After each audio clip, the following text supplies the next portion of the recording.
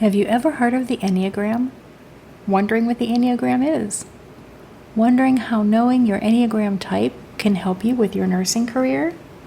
On today's episode of the Stay at Home Nurse podcast, I will be interviewing Janna Thomason, and we'll be learning about the Enneagram and how it can be used in nursing.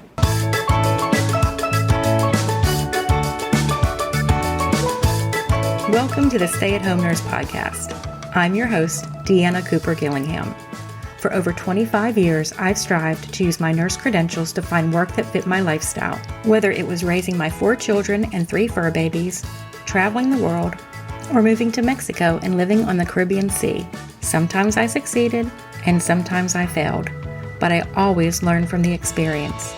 Now, I want to help you by sharing what worked and what didn't work. There are so many opportunities out there for nurses today. The Stay at Home Nurse podcast will inspire and equip you to have a nursing career that is meaningful and supports your lifestyle. Now let's get started.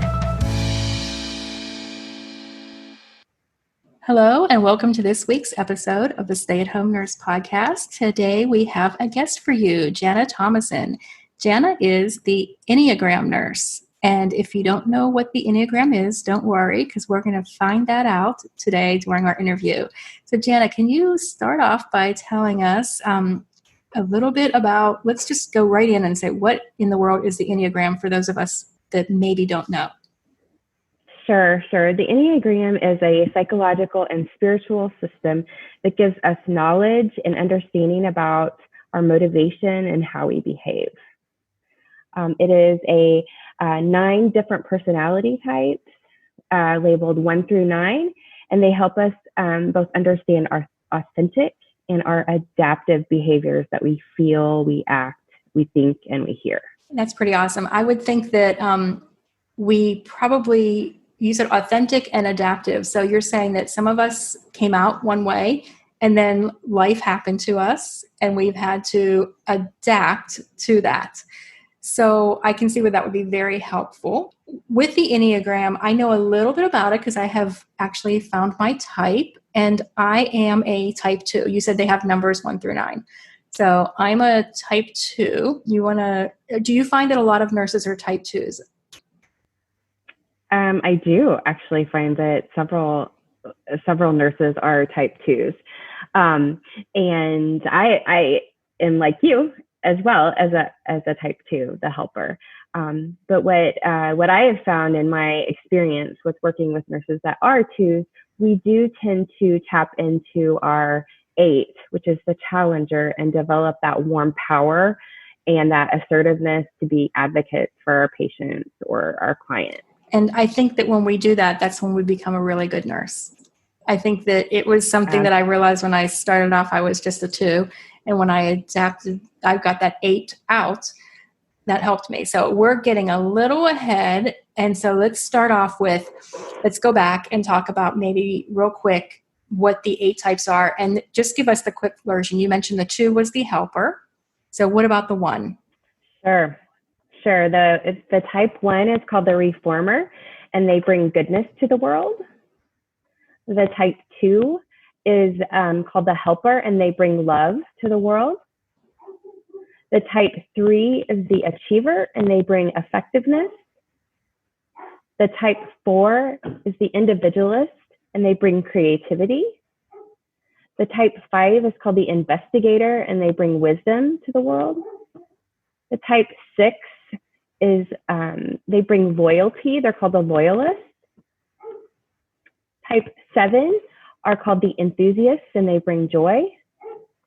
A type 8 is a challenger, and they bring power.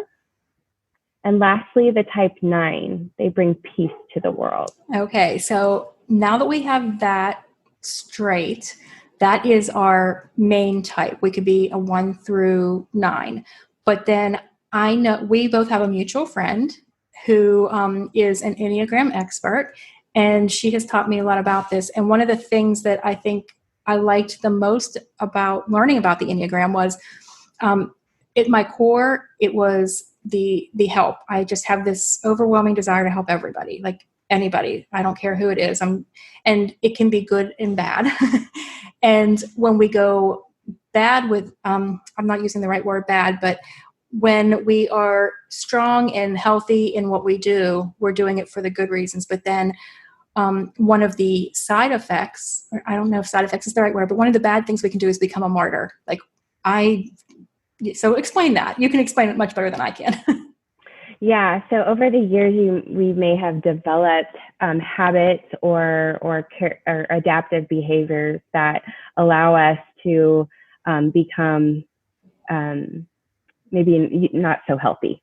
So developing kind of that martyr. I too tend to have a tendency to be a martyr. And what happens is that that anger or that resentment comes through, and that I've helped you, I'll just do it myself.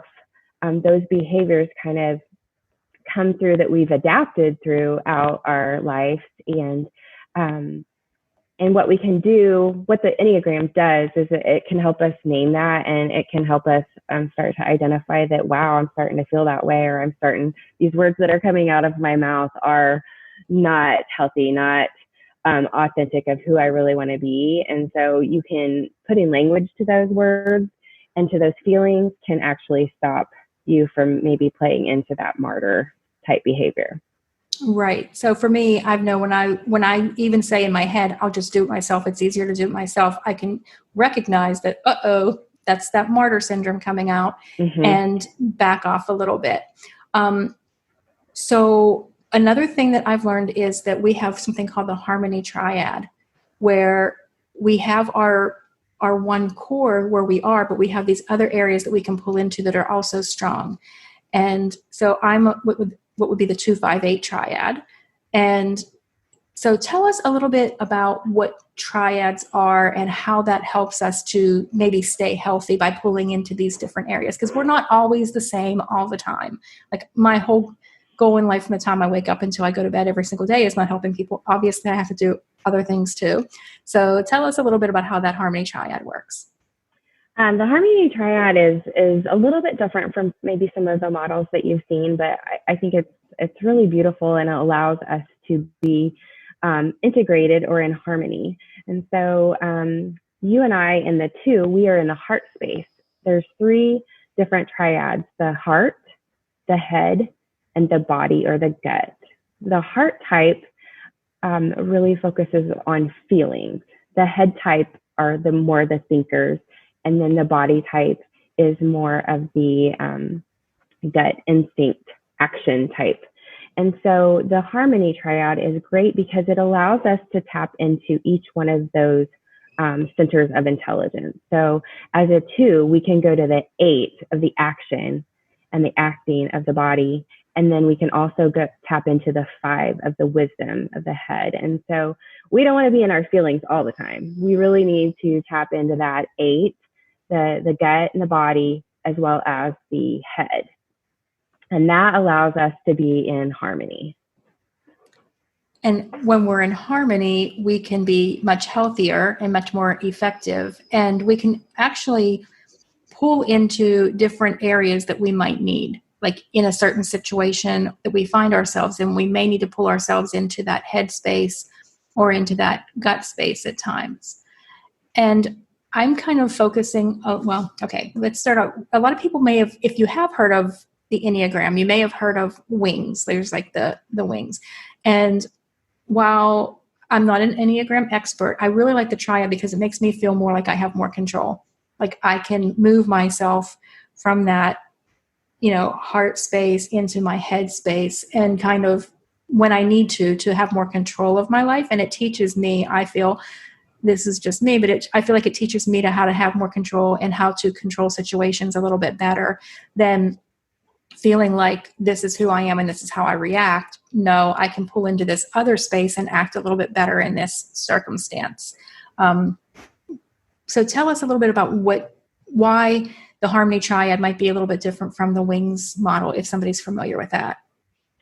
Well, the harmony triad model really does allow, I think it helps you increase your emotional intelligence. And that's been a big buzzword in nursing lately, but it really does allow you to be aware of those feelings that you're having, and stepping into that headspace to look at the facts and to be really aware and really thinking strategically in that headspace. The wings, I always say that they add just a little sauce. So the wings are the numbers to the right and to the left of your home type, your home number. And those can add, you can pull up characteristics from those as well. But the harmony triad really does allow you to tap into those other numbers to become whole, to become integrated, a more healthy version of yourself. I think it allows you to become the best version of yourself by tapping into all three centers of intelligence. Yeah, I would have to agree with that. I feel like I've never been a person who was a self-development junkie, but then the older I get, the more I realize that the more we get to know ourselves and why we react the way we react. We can't control other people and their reactions and their actions, but we can control ourselves and how we react to it. And do we want to react in a healthy way or in an unhealthy way? So sometimes by looking at who we are and how we normally do things and maybe pulling into other, you might think, well, I really did a great job this one time, but then this other time, I wish I would have acted like I did the first time because then I really blew it. And if we can look at what are our motivations, like you said, how do we see the world? How are we motivated? What things get us excited? Because there are 9 different types, it's really hard on a podcast episode that is only 20 minutes long to really talk about all of the types. You and I are 2s, and I would feel that a lot of nurses are because we get into the profession because we want to help other people. Mm-hmm. But what are some other numbers that you often see in nursing? I've seen several. Lots of 1s.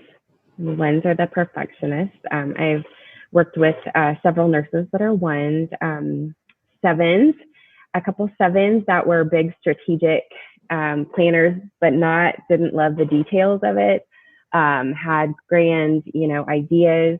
I've seen several 5s who are that wisdom and the steps and the knowledge part of it. I've also worked with 2 of that are 8s as well. So I've seen a variety. I would say the one that I have not worked with as a nurse would be the type 4. Okay, but and remind us what the type 4 is again? The type 4 is the individualist or the romantic. They're very creative. According to research, that's the most uncommon type. Okay. As I've also worked with several 6s, and they keep us safe. They are the loyalists, and they tend to look at worst case scenarios and try to have everything in place, systems in place to keep everyone safe. But I think that really what I've found is that nurses, we do tend to take care of everybody else before we take care of ourselves. And so it's a little bit counterintuitive of what we've pursued a good majority of our life. And so I think it's really hard for us to take care of ourselves and to really kind of get to know ourselves. And it's not always pretty. It's sometimes messy. But once we understand ourselves, we can really start to live our best life and do our best work, as well as understanding our patients and our coworkers. And so that basic understanding of who we are can really help with our relationships at work, as well as with our patients. Yeah, that's actually really true. I didn't think about that, but we do have to spend a lot of time with our colleagues at work. Mm-hmm. And we are all different and we have different motivations. And when we think what motivates us is what's also motivating somebody else, I think that's where sometimes we get a huge misunderstanding. And maybe we don't work together real well. We don't see eye to eye because we have different areas that we're looking at it from. You've mentioned a couple times nurses that you've worked with. Tell us, how do you work with nurses? What do you do? I work with nurses and do a couple different things. We really nurses that are mid-career develop some clarity on their life and actually do some of the hard inner work.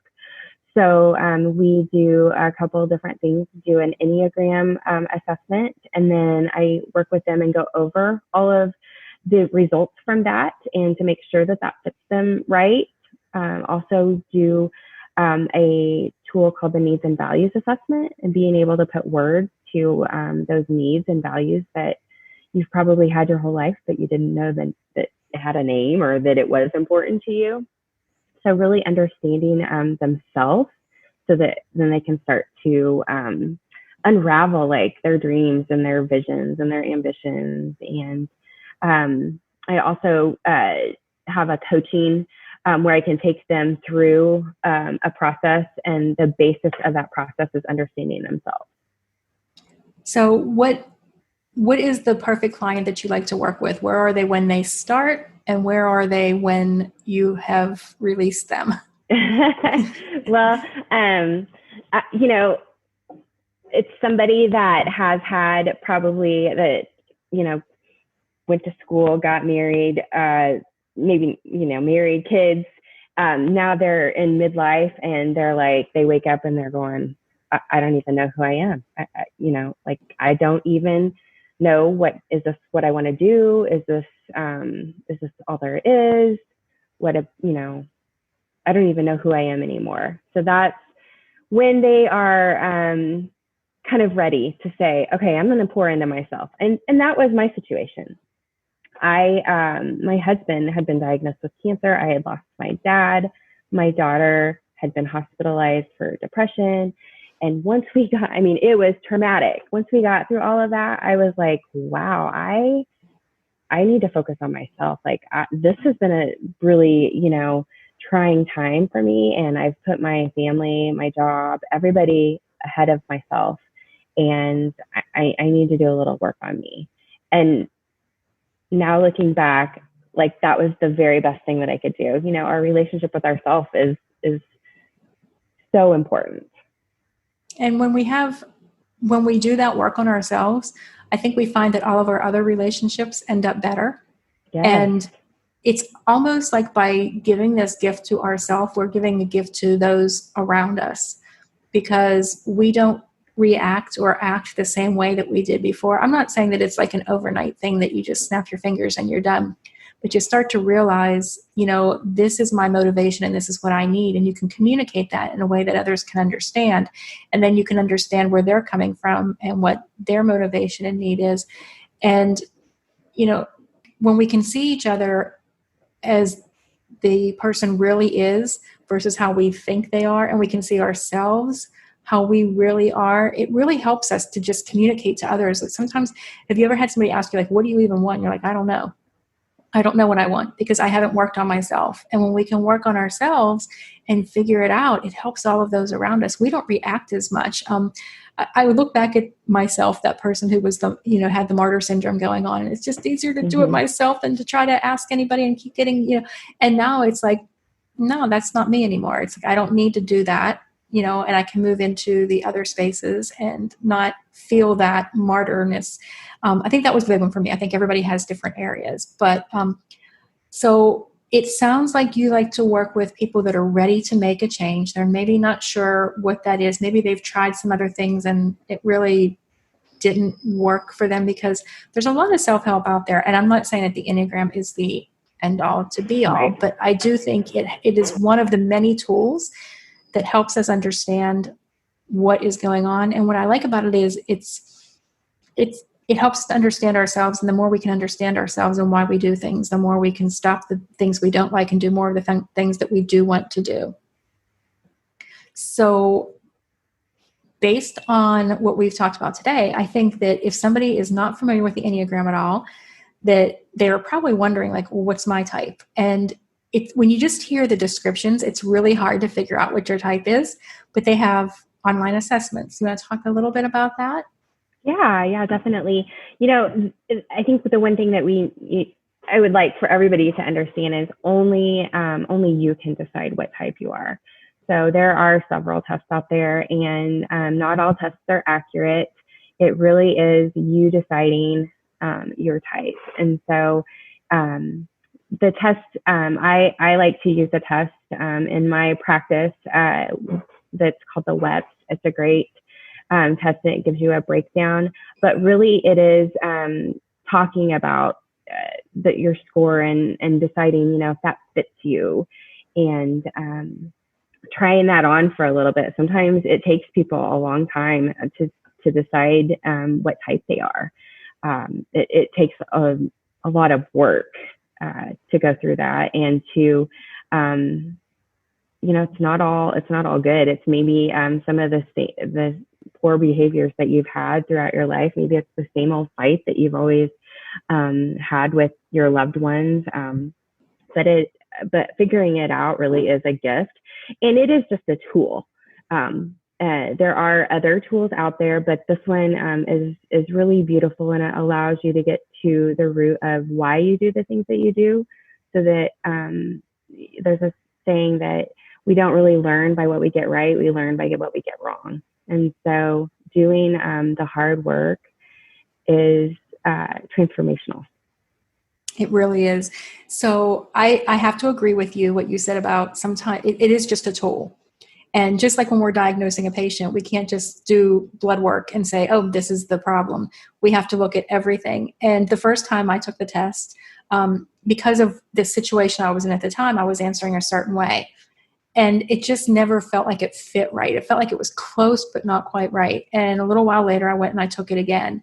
And I had a friend of mine, the mutual friend of ours, that is an Enneagram expert. And I asked her, and she says, yeah, I think that one fits you a lot. And we kind of discussed it, and she had known me for a while.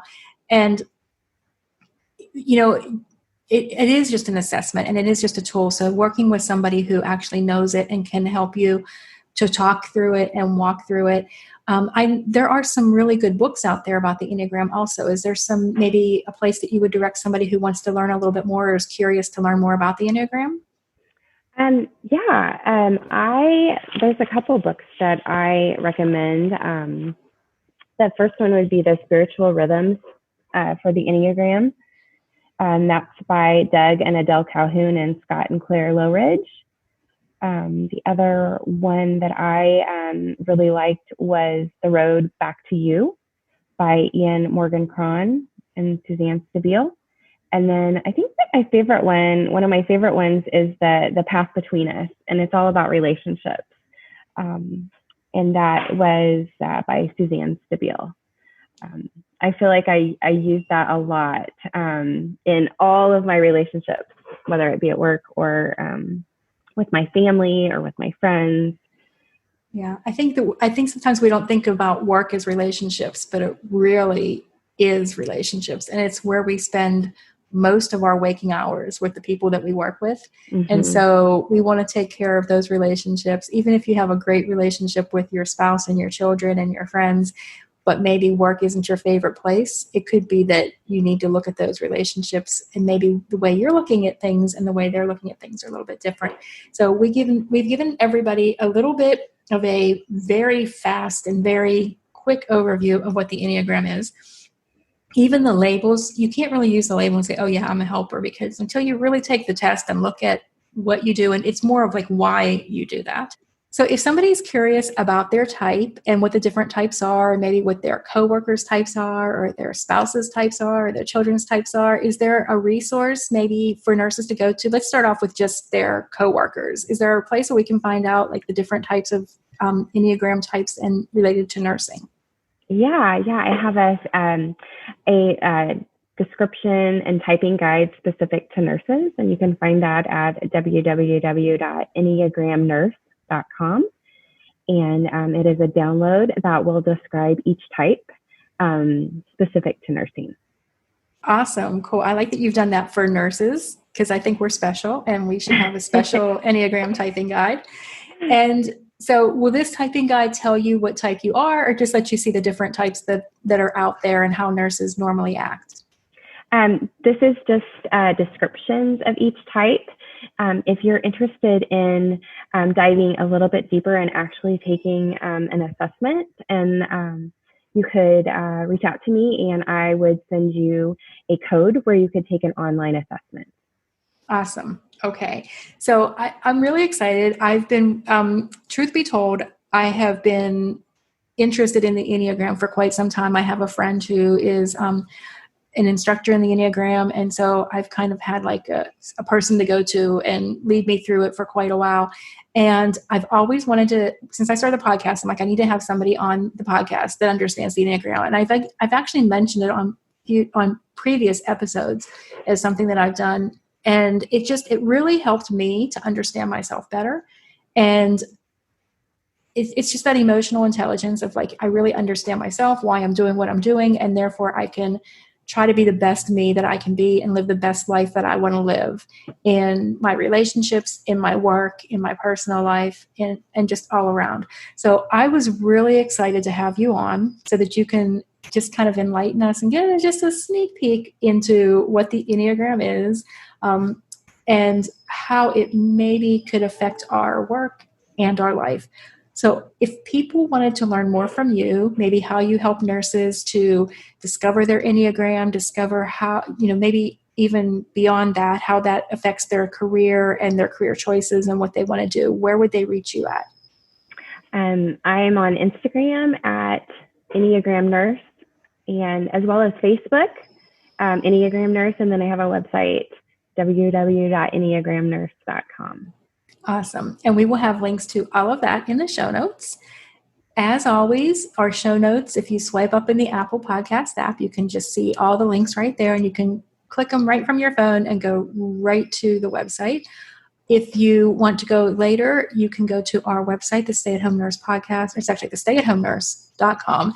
Click on the podcast tab, and you can find all of the episodes where you'll find all the show notes there too. And if you're on our newsletter, you will get our weekly newsletter with all of the links in there to make it easy for you to click on.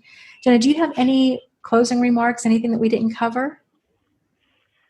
No, I just want to say that, well, just one thing. Okay.